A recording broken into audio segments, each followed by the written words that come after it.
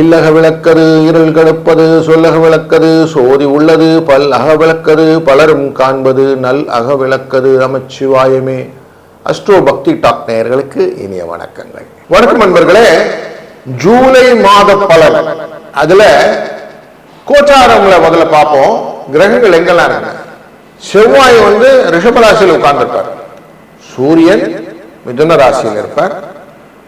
குரு உச்சம் பெற்று கடகராசியில் சுக்கிரனுடன் இருப்பார். புதன் நமக்கு வக்கரகதியில இருப்பார். கேது சிம்ம ராசியில, ராகு கும்பராசியில, மீன ராசியில சனி, சந்திர பகவான் இந்த மாதத்தை தொடங்கி வைப்பார் அவிட்ட நட்சத்திரத்துல. ஸோ இந்த ஸ்டேஜில் மகர ராசிக்குள்ளர அவருடைய தன்மை அப்படி ஆரம்பிக்கும். ரேவதி நட்சத்திரத்து வழி அப்படி முடியும் கம்ப்ளீட்டாக.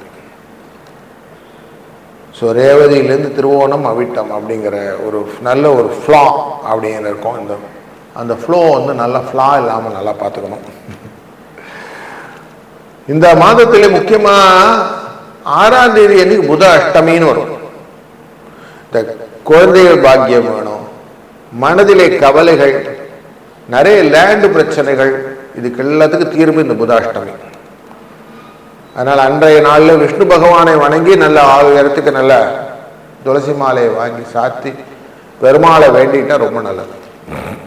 14ஆம் தேதி அமாவாசை, ஜூலை 14. அந்த சர்வ அமாவாசையின் போது நம்ம அமாவாசை திதி தர்ப்பணங்கள்லாம் செய்துவிட்டு நண்பகல் வேலையிலே கொஞ்சம் தான தர்மம் செய்வதனால புண்ணியங்கள் உண்டு. 17ஆம் தேதி ஆடி பண்டிகை. சூரியன் கடகராசிக்குள்ள வந்துடுவார். புஷ்கல யோகம்னு சொல்லக்கூடிய யோகத்தை கொடுக்கக்கூடிய சூழ்நிலை வந்துடும். அன்னைக்கு ஆடி பண்டிகை நம்ம விசேஷமாக அம்பிகையை வழிபடுவது நல்லது. 19ஆம் தேதி குமார சஷ்டி, முருகனை வழிபட்டு வருது. 21ஆம் தேதி துர்கையின் அஷ்டமி, துர்கை பகவானை வழிபடுவது. 22ஆம் தேதி கருட ஜெயந்தி. இந்த பிள்ளி சூன்யம் அப்படிலாம் நெற்கிலியா அது எல்லாத்தையும் விலகணும்னா இந்த கருட ஜெயந்தி ரொம்ப முக்கியம். 29ஆம் தேதி குரு பௌர்ணிமா. அன்னைக்கு குருவை வணங்கி நாம செய்யக்கூடிய காரியங்கள் வெற்றியை தரும்னு இருக்கு. இப்படி பூராட நட்சத்திரத்திலிருந்து பயணம் செய்து அவிட்ட நட்சத்திரம் வரைக்கும் வரக்கூடிய இந்த கம்ப்ளீட் சைக்கிள் அப்படின்னு சொல்லுவோம். அப்படி கம்ப்ளீட் சைக்கிளை சந்திர பகவான் செய்யக்கூடிய இந்த மாதத்தில் பல நன்மைகளும் உண்டு. புத பகவான் வக்கரகதியிலே இருப்பார். சூரியனும் இந்த குருவும் சேரும்போது யோகத்தை கொடுக்கக்கூடிய சூழ்நிலை இதெல்லாம் இருக்கிறதுனால ஒரு ராசிக்கும் இதனால பலன் எப்படி அப்படின்னு நம்ம தொடர்ந்து காணப்போகிறோம். வணக்கம் கும்பம் ராசி நண்பர்களே. நீங்க என்னென்ன செய்யணும்னு ஆசைப்படுறீங்களோ அது எல்லாத்தையுமே சூரிய பகவான் 7ஆம் இடத்துக்காரர் உங்களுடைய ராசியின் 5ஆம் இடத்திலிருந்து சில தடைகளை ஏற்படுத்தி கொண்டிருந்தார். லாபத்தின் நோக்கிலே செய்யணும்னு ஆசைப்படுறேன் சார், ஆனால் சிக் ஃபீல்டில் இருக்கோம்னு சொன்னீங்க இல்லையா, இது 16ஆம் தேதிக்கு மேலே ஆடி மாதத்துக்குள்ளர இந்த சூரியன் உள்ள நுழையதுனால மாறும். பொருளாதார வளர்ச்சி உண்டாகும், சிக்கல்கள் தீரும், லாபம் பெருகும். ஆனா இந்த 6ஆம் இடத்துல ஏற்கனவே குரு உட்கார்ந்து இருக்கிறாரே சார் அப்படின்னா அது உங்களுக்கு இந்த பீரியட்ல கொஞ்சம் கிவ் அண்ட் டேக்கா இருக்கும். ரொம்ப துயரங்கள் குறைந்து சூரியனுடைய அனுகிரகத்தினாலே அது குறைந்து சுக்கிர பகவான் 4ஆம் தேதி வரைக்கும் அவர் 7ஆம் பாவத்துக்குள்ள போக களத்திரத்திலே உடல்நிலை பாதிப்பை ஏற்படுத்தி கணவன் மனைவிக்குள்ள இருந்த ஒரு ஃபிக்ஷன் கிரியேட் பண்ணி பார்ட்னர்ஸ் கிட்ட ஏதோ ஒரு ப்ராப்ளத்தினால அவர் கொஞ்சம் விலகி நின்று இதெல்லாம் ஒரு சின்ன சின்ன சூழ்நிலையை ஏற்படுத்தி வச்சு குட்டி குட்டி டிராமாஸ் இருக்கும் அங்கங்க. கேது பகவான் 7ஆம் இடத்துல இருந்தாலே கலக்கமும் உண்டாகும் சொல்லுவோம். அப்போ பயத்தை கொடுத்து கொண்டிருக்கிற சூழ்நிலை உங்களுக்கு பர்மனெண்ட்டாக இருக்கு. லாஸ்ட் 1 இயராக இருந்துட்டு இருக்கிற விஷயம்தான். மனது ரொம்ப பெருசாக யோசிக்குது. ஆனால் இதில் ரியல் டைமில் அதை எதுவும் செய்ய முடியாத சூழ்நிலையில் இருக்கிறோம். இப்போ உங்களுக்கு யார் ஆதரவு கொடுப்பார் அப்படின்னா சனி பகவான். 2ஆம் இடத்துல குடும்ப தனவாக்குஸ்தானத்தில் இருக்கக்கூடியவர் வக்ரகதி பெற போகிறார். 26ஆம் தேதி அன்று வக்ரகதி பெற்று உங்க ராசியை தொட இருக்கிறார். அப்போ உங்களுடைய புத்தியை கரெக்டா டியூன் பண்ணிட்டீங்கன்னா குருவின் அருளாலே இந்த ஆரோக்கிய குறைபாடுகளை எல்லாம் விலக்கி விடலாம். புதன் உங்க ராசியின் 5ஆம் இடத்துக்கும் 8ஆம் இடத்துக்கும் உரியவர். இவர் வக்கரகதியை பெற்றிருக்கிறார். வக்கரகதி பெற்று 6ஆம் இடத்துல இருப்பார். 6ல் இருக்கக்கூடியவர் உங்களுக்கு லாபத்தை கொடுக்கக்கூடியதாக இருக்கக்கூடியது. மிதுன ராசியில் 5ஆம் இடத்திற்கு போகும்போது செய்யற காரியத்தை ஒழுங்கா செய்யாதனால் வரக்கூடிய அவமானத்தை உங்க கையில் வந்து கொடுத்துருவார். அதனால கொஞ்சம் கேர்ஃபுல்லாவே இந்த மாதம் இருப்பது நல்லது. எதுவும் அவன் சொன்னா அதுக்காக செஞ்சேன், இவங்க தான் என்னை கைப்பிடிச்சிட்டாங்க அப்புறம் விட்டுட்டாங்க அப்படிங்கிறதெல்லாம் செல்லாது.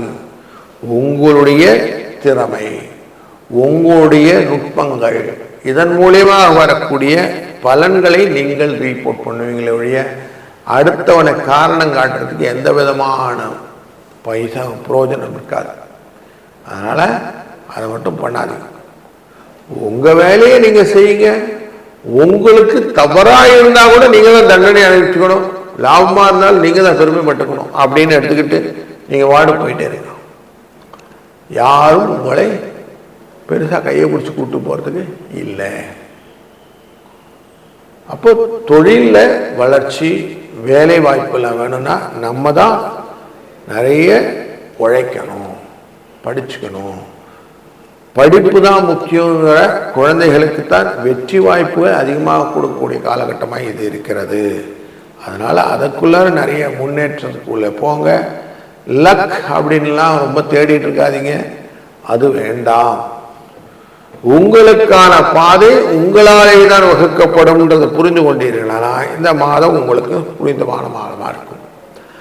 14ஆம் தேதி அமாவாசை அன்று நண்பகல் வேலையை 11:20 12:20 வரை உங்களால் முடிந்த தான தர்மங்களை ஏழை எளியவர்களுக்கும் மாற்றுத்திறனாளிகளுக்கும் செய்ய அதுவே நல்ல நிரந்தர பரிகாரமாய் மாறி உங்கள் வாழ்க்கையின் வளத்தை நலத்தை பெருக்கி கொடுக்கும் அப்படிங்கிறது இண்டிகேஷனா தெரியுது. இதை பிடிச்சுக்கிடுங்க. வணக்கம் மீனராசி நண்பர்களே. ராசியின் 3ஆம் இடத்திலே செவ்வாய் 2 உட்கார்ந்து இருக்கிற கூடிய சூழ்நிலை. முயற்சி ஸ்தானத்திலே இவர் இருப்பதனாலே தன லாபங்களை கொடுப்பார். எந்த விதமான விரயங்களும் இல்லாமல் பார்த்துக் கொள்வார். தைரியத்தின் பிரகாரம் உங்க வாழ்க்கையிலே வெற்றிகளை கொடுக்கும். ஆரோக்கியத்திலே நல்ல முன்னேற்றம் இருக்கும். பூர்வ புண்ணிய ஸ்தானத்தை பார்ப்பதனாலே எதையுமே மனசுல வந்த உடனே எக்ஸிகியூஷன் எடுத்தீங்கன்னா அடி வாங்குவீங்க. அதாவது கொஞ்சம் அந்த விஷயத்தை மட்டும் கொஞ்சம் கேர்ஃபுல்லா இருந்துக்கிடுங்க. 4ஆம் இடம் அப்படிங்கிற இடத்துல மண் மனை வாகனம் யோகம் அப்படின்னு சொல்ற இடத்துல சூரியன் இருந்தாரு. இந்த 4ஆம் இடத்துல சூரியன் இருந்தாலே நிறைய பேர்கிட்ட வேண்டாத வம்பு கொடுத்து வாய் கொடுத்து மாட்டிக்கிறதுன்னு வாங்க. விரோதங்களை அதிகமாக வளர்ப்பதற்கான வாய்ப்புகள் இந்த 4ஆம் இடத்துக்கு கொடுக்கணும். அதனால கொஞ்சம் கேர்ஃபுல்லா இருந்திருக்கணும் 16ஆம் தேதி வரைக்கும். 17ஆம் தேதி அவர் குருவுடன் சேர்ந்து அமர்ந்து விடுவார் கடகராசிக்குள்ளார். அங்கேயும் சரியாயிடுச்சா சார்னு சொன்னா, இங்க குழந்தைகள் விஷயத்திலும் ரொம்ப எக்ஸ்ட்ராவா நீங்க தற்சோதனைன்னு சொல்லுவோம், அப்படி பண்ணி அதனால் வரக்கூடிய சிக்குக்கும் மாட்டினீங்க. அதனால கொஞ்சம் அதையும் கொஞ்சம் கேர்ஃபுல்லா இருக்கணும். உங்க ராசியினுடைய 5ஆம் இடத்துல சுக்கிரன் உட்கார்ந்து இருப்பார் 4ஆம் தேதி வரைக்கும். அப்புறம் 6ஆம் இடத்துக்கு போயிடுவார். சுக்கிரனின் போக்கு 12ஆம் இடத்தை பார்க்க பல விதமான மனத்திலே கவலையை கொடுக்கக்கூடியதாக அமைந்து கொடுக்கும். சும்மாவே டெய்லி ஒரு கவலை நின்றுடும் நம்ம முன்னாடி. நான் சொல்லுவோம், கோயிலுக்கு போகும்போது சிங்கு சிங்குன்னு ஆடுதுன்னுவான். அந்த மாதிரி தேவையில்லாமல் நமக்கு முன்னாடியே கவலைகள் தான் முன்னாடி காட்டி கொடுத்துட்டு இருக்கோம்.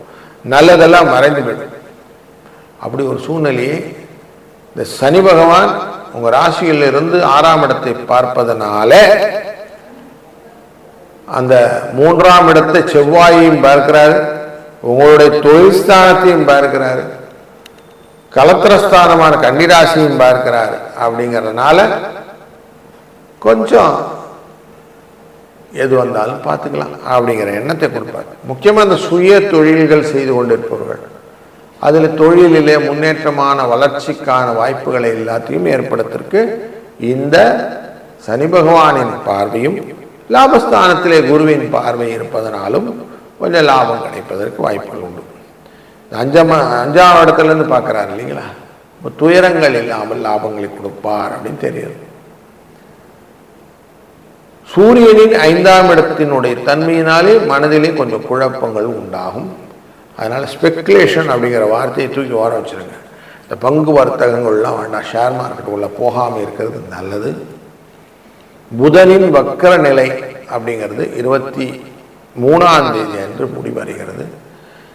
அவர் கடகராசிக்கும் போவார், மிதுன ராசிக்கு வருவார். அப்போ 5ஆம் இடம் மற்றும் 4ஆம் இடத்துக்கு வருவதனாலே தேவையற்ற காரியங்களை செய்து மாட்டிக்கொள்ளாமல் தேவையான காரியங்கள் எல்லாம் செய்வதற்கு பக்தியுடன், ஸ்ரத்தையோடு அப்படின்னா நேர்மையுடன் நீங்கள் காரியங்கள்லாம் செஞ்சீங்கன்னா நல்லா. எதையுமே அந்த அக்கௌண்டபிலிட்டி அப்படிங்கிற வேர்டை நீங்கள் கரெக்டாக புரிந்து கொண்டு நான் தான் பொறுப்பு இந்த காரியத்துக்கு அப்படின்னு எடுத்துக்கிட்டு நீங்கள் அழகாக அதோடு ட்ராவல் பண்ணிங்கன்னா அது உங்களை காப்பாற்றும். இல்லைன்னா உங்களுக்கு தக்க சமயத்தில் படுத்திடும். அதனால் அது கொஞ்சம் கேர்ஃபுல்லாக இருங்க. பல காரியங்களுக்கு செவ்வாய் 3ஆம் இடத்திலிருந்து உங்களுடைய பூர்வ புண்ணியஸ்தானத்தை பார்ப்பதனாலே, 9ஆம் இடத்தில் பார்ப்பதனாலே இந்த 19ஆம் தேதி குமார சஷ்டி அன்று முருகப்பெருமானை வழிபட்டு அவரை அபிஷேக ஆராதனை பொருட்கள் கொண்டு ஆராதனை செய்ய உங்களுடைய கஷ்டங்கள் நிவர்த்தியாகும். அதன் மூலமாக மனது, குடும்பம், வாழ்வின் நிலை நல்ல உயரத்தை பெறலாம். வாழ்க வளத்துடன்.